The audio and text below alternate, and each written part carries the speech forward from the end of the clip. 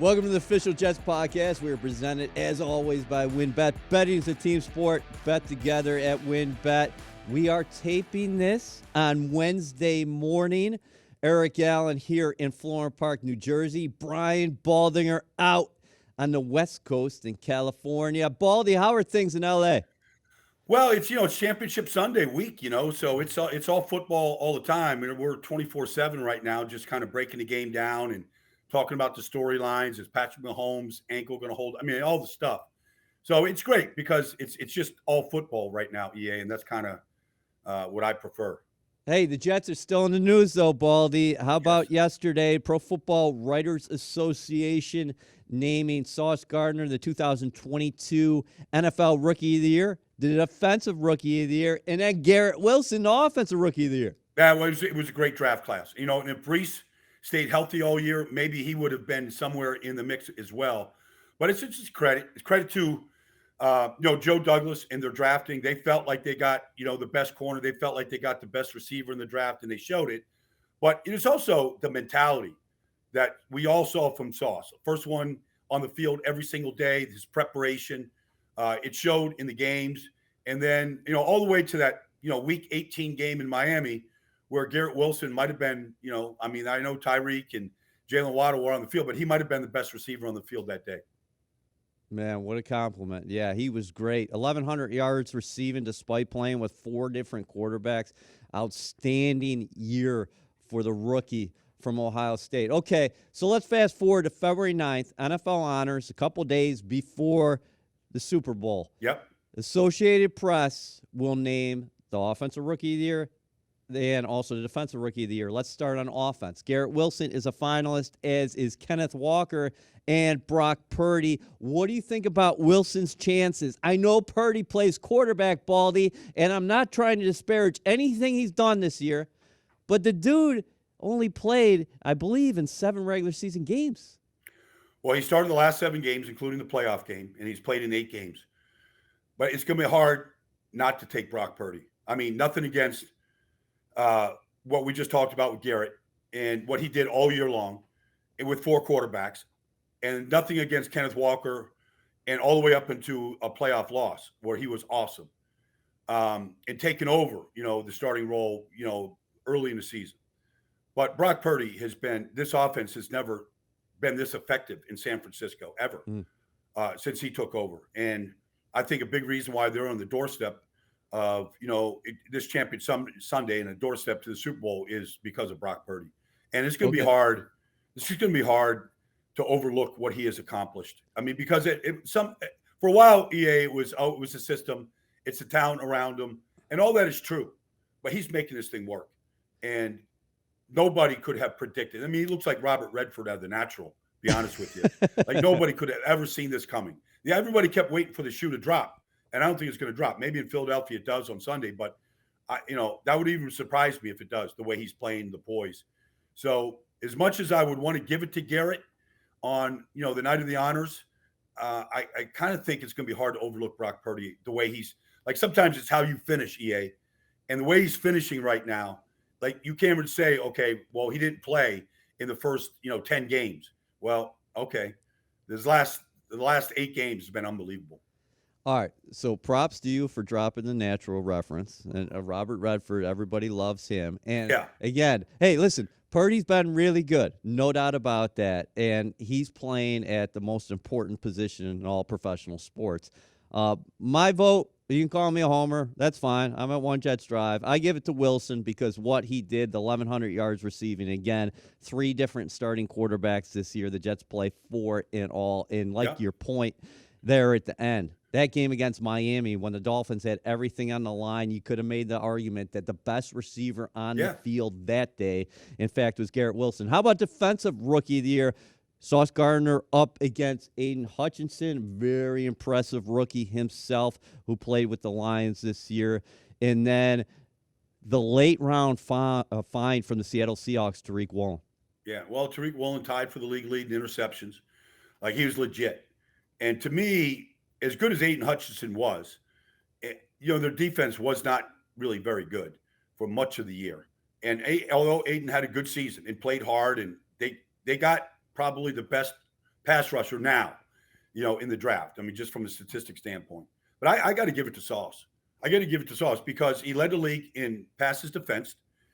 He played every snap, basically. He tackled well. He's up there with, leading tacklers with the Jets. He played zone. He played man. He went up against the league's best receivers. I don't care if it was Jamar Chase, you name a guy. And, he kept him out of the end zone all year. Like, I just think he's and Tariq was awesome. But their defense wasn't like the Jets defense. So I think, from a standpoint of how he helped fix the back end of this Jets defense, DJ Reed on the other side was really good. The pass rush obviously was fierce. But I got to give it to Sauce. I believe that he is what a defensive rookie of the year should look like. And it's not because he plays in New York and Tariq plays in Seattle or Aiden plays in Detroit, smaller markets. Like, I just think watching all of these guys, week in, week out, that the most consistent player was Sauce. And there were games when he, we talked about it, EA. There was games where he did not get targeted.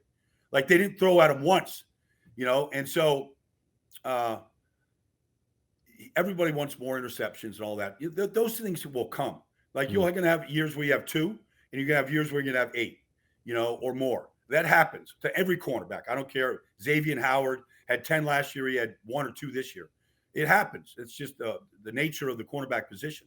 I just think that Sauce, to me, should be the recipient of this award. Yeah, you could make the argument that he was the top cornerback in the National Football League this year. Not just defensive rookie of the year, but maybe he was the top cornerback out of everybody. Which well, is if really you didn't know he was a rookie, you wouldn't know that he was a rookie. You know what I mean? Like, he played like a veteran corner, a great veteran corner. But, like, not many guys, have Sauce's size, length, speed, makeup speed, poise, eyes, like tackling. Like, there's very few players in this whole league that has the combination of skills and talent that he has. Let's go from elite cornerback to elite cornerback. Darrelle Revis, one of 5 first-time finalists eligible for the Pro Football Hall of Fame. Reeves' career numbers, 25 interceptions, 112 PDs. He was also a 4-time first-team All-Pro, 7-time Pro Bowl selection. What do you think about Reeves' chances of getting in on February 9th at NFL Honors? Well, there was a 5-year stretch where Darrelle Revis not only was the best corner in the National Football League, he was arguably the best defensive player. Because if you're going to say this is a passing league, we know it is. I don't care who he went up against.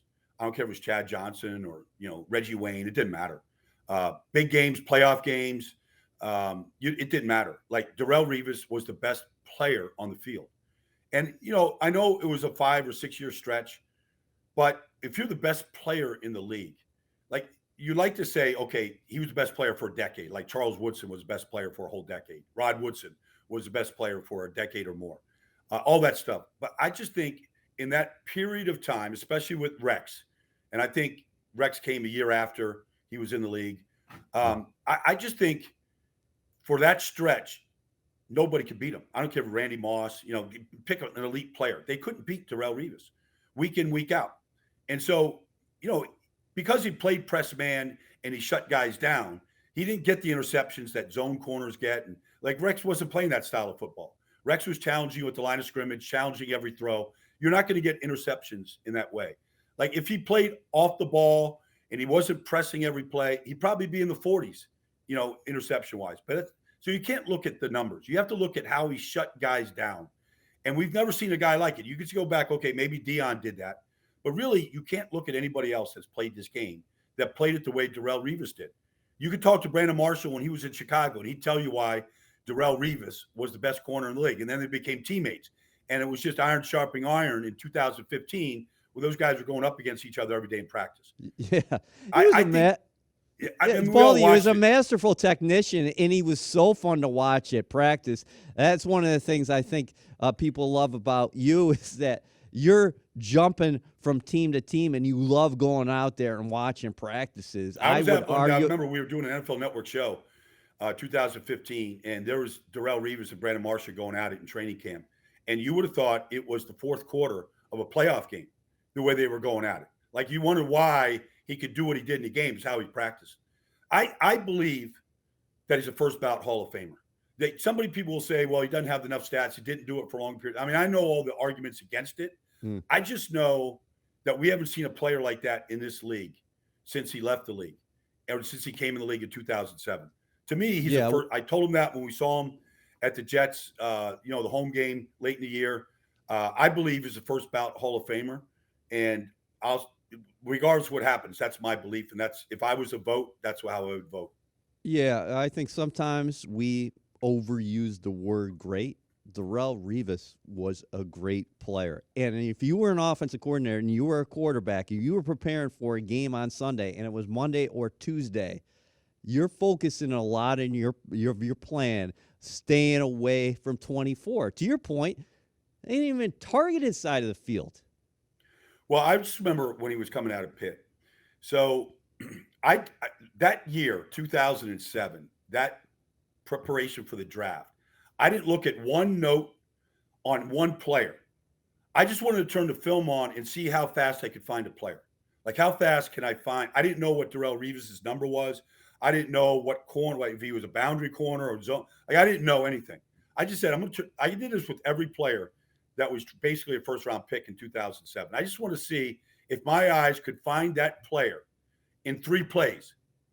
So I turned a Pitt game on 2007. I found Darrelle Revis like on the second play of the game. Like, I just the way he moved, the way he pressed, how strong he was, how he tackled, like, it happened so fast. I was like, okay, this is Darrelle Revis. This is what they're talking about. And so I don't remember like everybody in the draft class that year, EA, but that's how I discovered, Darrelle. Joe Klecko, long overdue. It seems like he's finally going to get that stamp. He needs 80% of the vote. If you look at recent history of senior finalists, he's already crossed his largest hurdle. It's just one more to go. What can you say about Klecko and your expectations of what that's actually going to mean to him, for him to finally take his place in Canton after the wait has been so long? We're all going to celebrate, Darrell and Joe in Canton this summer. Okay, we're all going to be there for it. So I played 12 years in the league, EA, and I played 5 more years probably than I should have, because I became a teammate. Joe became a teammate of mine in Indianapolis in 1988. 88, Joe Klecko's last year in the league was Indianapolis. And I discovered what the weight room was truly about. Functional, great strength. And Joe Klecko taught me how to lift weights. Literally, after 7 years in the league, he taught me how to lift weights. And I survived another 5 years because of that. Like, I owe Joe 5 years of my career. He was just so strong. Obviously, Pro Bowl at 3 different positions. It's never really been done before. He was just he was so smart and so strong. Just physically. I mean, I think he could still physically whip people right now. But the hands, the footwork, the functional strength that he had. I mean, he was still squatting 600 pounds on Monday after a game in 1988. And I don't know what year that was, 13, 14. I don't remember. At the end of his career, he was still squatting 600 pounds a day after, a football game. He maintained his strength throughout. He probably got stronger all the way until the very end. But Joe's getting into the Hall of Fame this summer. Like, he's not going to be denied, and it's going to be a good choice. It's going to be something special. Listen, NFL honors, there is a chance that Sauce there could Gardner, be a big jet sweep. Garrett Wilson, then Klecko and Reeve to the Hall of Fame. It could be a special weekend. There could be a lot of jet chance out there. Yes. Yeah, JTS. Winbet is bringing the excitement of Win Las Vegas to online sports betting and casino play. Get in on all your favorite teams, players, and sports. From boosted parlays to live in-game odds on every major sport, they have what you need to win. Jets fans in New Jersey, sign up today and use promo code XJETS. And after placing your first $100 wager, you will receive $100 to bet with. You will receive a $50 free bet and a $50 casino bonus. Again, the promo code is XJETS. Offer subject to change. Offer only available in New Jersey. Terms and conditions apply. You must be 21 or older to participate. Please visit winbet.com to view welcome offers available in Arizona, Colorado, Indiana, Louisiana, Michigan, New York, Tennessee, and Virginia. So let's transition to the current team. Let's go back and forth there. Jets offensive coordinator search right now.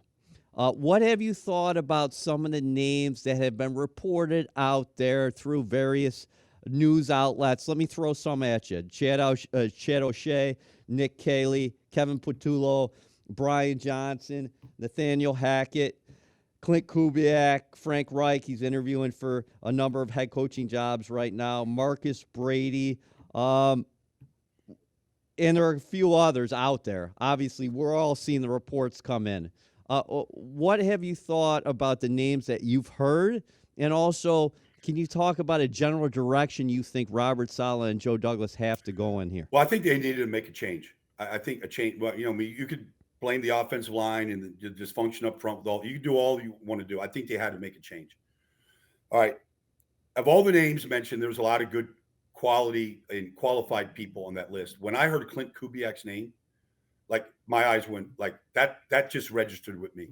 Joe Douglas knew his father in Baltimore. They had a great run when he was there. His son is very similar in his approach and how it's supposed to look and what the demands are.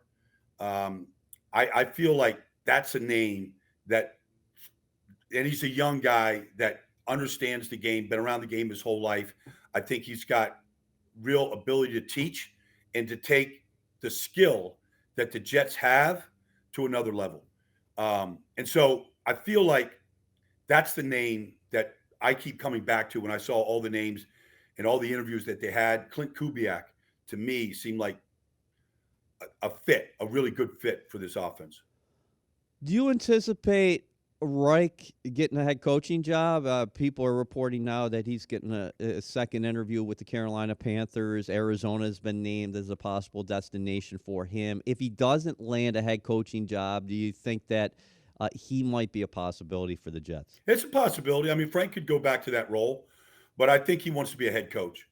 I know Frank. I mean, I played with Frank when he was back up to Jim Kelly in Buffalo. My brother played with him. I know him a long time. I think he is, he just has a real command. He has a command of the league. He has a command of game day, of preparation. Like there's just like anybody that would give Frank a second chance as a head coach, I think they would benefit by. And I just think that's where he's at right now. Yeah, he did a good job in Indianapolis. I think 5 seasons, 40, 33, and 1 overall. He did a fine job there in Indianapolis. They're searching for a head coach right now themselves again. The Kubiak, let me circle back on that real quick. What do you think about that background, how much that helps him in his coaching life as far as growing up with Gary Kubiak? I just think everything just kind of goes from father to son. I just think all those traits that his father had going back to the Shanahan years, all transfer. And we're seeing what Kyle's doing right now. I think Clint has much of the same attributes. Okay, quarterbacks, veteran quarterbacks right now. Aaron Rodgers was on Pat McAfee saying that, we got to have some conversations with the Green Bay Packers. ESPN's Adam Schefter reported that it's a very real possibility that Rodgers could be traded this year. Now, with all that being said, do you anticipate Rodgers playing next year? And if you do you anticipate him playing with another team? I really don't know, EA. I don't know where Aaron's at right now. I'm sure he wants to keep playing, but I don't think it's going to be in Green Bay. I think he's going to be a free agent out there. I mean, trade. I don't know how all this thing happens, but I think Green Bay is ready to move on, and it wouldn't surprise me if Aaron Rodgers is ready to move on. And if you're the Jets, and if that indeed is on the table as far as Rodgers, do you make a call? I'd make a call, but I just think the Jets have a lot of young talent. I just think that's the wrong move. I don't think they're one quarterback away from winning a Super Bowl. Like, I just don't believe they're ready for that yet. I think they can be a playoff team next year. And I think, and Aaron Rodgers could help them get there. I just think you got to build this thing for the long haul, EA. And I just think you got to go young. You got all these young talent that they drafted last year that they've been drafting. I just feel like they just need a young guy to grow with everything and be there every day, be committed every day, not a guy at the end of the career where they're just looking for that steady quarterback to walk in. What about Derek Carr? Most people think that he's Derek Carr's a guy I would definitely talk to. I would definitely talk to Derek Carr. If he becomes available, obviously we're talking hypotheticals here, but a lot of people. They've cut the cord there. So, however you get that. But, you're talking about a big contract, EA, that is going to make it difficult to keep a lot of veteran players, when you start paying your quarterback as much as you got to pay him. So, anyways. You anticipate Lamar Jackson being in Baltimore next year? No, I don't. I think you don't. I think it's going to be a difficult contract. I think this thing's going to get drawn out. I don't think he's going to play on a franchise tag, and I think that's where it's headed. I know what's been said, but I gotta go right now, EA. But I think Lamar is. I think there could be a real cord cutting right there. Okay, Baldy, good stuff. Okay, get back thanks, to work, buddy. brother.